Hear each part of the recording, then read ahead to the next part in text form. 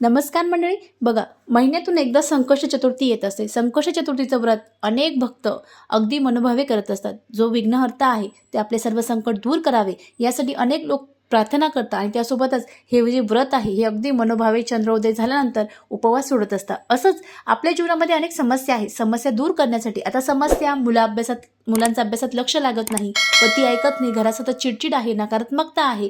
आपल्या घरामध्ये सगळ्यात महत्त्वाचं म्हणजे लक्ष्मी टिकत नाही. आपल्या घरात जर सतत किटकिट भांडणं असतील तर आपल्या घरातून लक्ष्मी निघून जात असते. म्हणजे घरात लक्ष्मी टिकत नाही, लक्ष्मीची स्थिरता आपल्या घरात राहत नाही. यासाठीच आपल्याला संकष्ट चतुर्थीला अतिशय उच्च कोटीची सेवा करायची आहे. उच्च कोटीची सेवा अगदी साधी सोपी आहे, तुम्हाला माहिती आहे, पण तुम्ही ते करत नाही. हे करण्यासाठीच आज मी तुम्हाला ती सेवा सांगणार आहे. बघा मंडळी, आपल्याला आपल्या घरामध्ये गणपतीची मूर्ती असणार आहे. पाण्याने दुधाने अभिषेक करा आणि न चुकता आपल्याला 11 वेळेस अथर्व शीर्षाचं पठण करायचं आहे. ही सेवा अतिउच्च कोटीची आहे. तुम्ही जर केली तर तुम्हाला निश्चित त्याचा